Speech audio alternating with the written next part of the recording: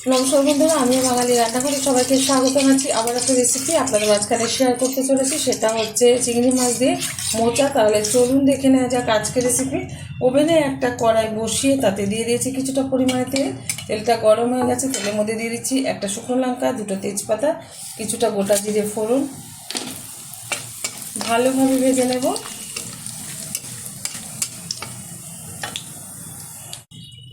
ভালোভাবে ভাজা হয়ে গেছে। এখন দিয়ে দেবো এর মধ্যে কিছুটা চিংড়ি মাছ, ভালো করে দিয়ে পরিষ্কার করে নুন হলুদ মাখিয়ে নিয়েছি। চিংড়ি মাছটা হালকাভাবে ভেজে নেব, খুব বেশি ভাজবো না। অল্প মোটা, সেই কারণে অল্প চিংড়ি মাছ ব্যবহার করেছি। দিয়ে দিচ্ছি এখানে ভেজে রাখা চিনাবাদাম। চিনাবাদামটা একটু নেড়ে ফেলে নেবো তেলের সাথে।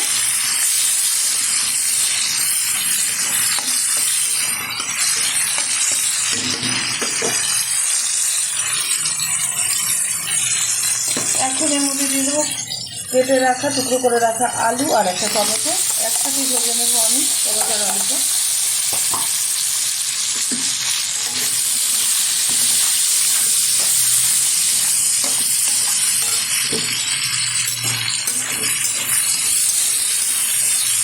দিয়ে দেবো 1 চামচ সবুজ গুঁড়ো। দিয়ে দিচ্ছি পরিমাণ মতো লবণ। ভালোভাবে একটু মিশিয়ে আলুর সাথে। এর মধ্যে কিন্তু আপনারা একটু নারকেলও ব্যবহার করতে পারেন, তাতে একটু ভালো লাগবে। ভালোভাবে আলুটা ভেজে নিয়েছি তেলের সাথে। এখন দিয়ে দেবো এর মধ্যে বেটে রাখা মশলা, জিরে আদা লঙ্কা একসাথে বেটে নিয়েছি। দিয়ে দিচ্ছি স্বাদ মতো চিনি। যাদের মিষ্টিটা পছন্দ না তারা চিনিটা ব্যবহার করবেন না, অনেকেই খায় না মানে সবজিতে মিষ্টি, আমরা একটু দিয়ে থাকি কম বেশি। এখন দিয়ে দেবো মোচা। এটা সারা রাত কেটে ভিজিয়ে রেখেছিলাম জলে, আর জল ঝরিয়ে এটা তুলে এবার ডাইরেক্ট দিয়ে দিলাম কড়াইয়ে। সারা রাত মোচা কেটে যদি ভিজে রাখা হয় তাহলে যদি তিতো ভাব থাকে সেটা থাকে না।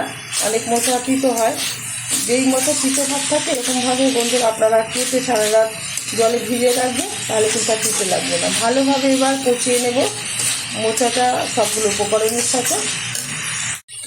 ভালোভাবে কিন্তু কষানো হয়ে গেছে মোচাটা। এখন দিয়ে দেবো থেতো করে রাখা কিছুটা এলাচ, ভালো ফ্লেভার আসবে। আপনারা এখানে গরম মশলার গুঁড়ো বা গরম মশলা দিতেও ব্যবহার করতে পারেন।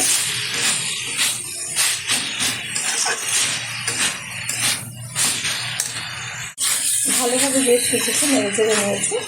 এখন দিয়ে দেবো পরিমাণ মতো জল। আর আমার এই রেসিপি যদি আপনাদের ভালো লেগে থাকে আপনারা অবশ্যই আমাকে একদিকে সাবস্ক্রাইব করবেন, লাইক করবেন, শেয়ার করবেন, আর এরকমভাবে একবার মোচা রান্না করে খেয়ে দেবেন। আশা করি আপনাদের ভীষণ ভালো লাগবে। দিয়ে দিচ্ছি পরিমাণ মতো জল, খুবই অল্প পরিমাণে জল ব্যবহার করবো।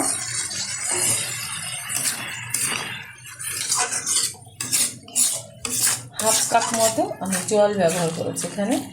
এর থেকে আর বেশি জল দেবো না, তাহলে কিন্তু তরকারির টেস্ট একদম বাজে হয়ে যায়, ভালো লাগে না খেতে। হালকা আছে আমি ঢেকে রান্না করে নেবো 15 মিনিট। 15 মিনিট বাদে ঢাকনাটা তুলে দিচ্ছি, ওভেনের আঁচটা হাই করে দিলাম। এবার ভালোভাবে একটু নেড়ে চেড়ে নেব।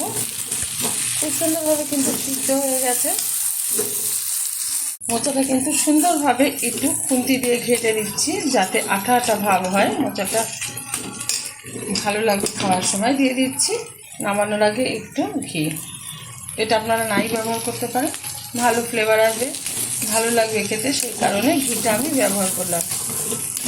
এখন আমি নামিয়ে ঢেলে দেবো একটা পাত্রে। গরম গরম ভাতের সাথে গরম গরম মোচার তরকারি সার্ভ করবো। দেখা হবে পরের ভিডিওতে নতুন কোনো রেসিপি নিয়ে। ধন্যবাদ।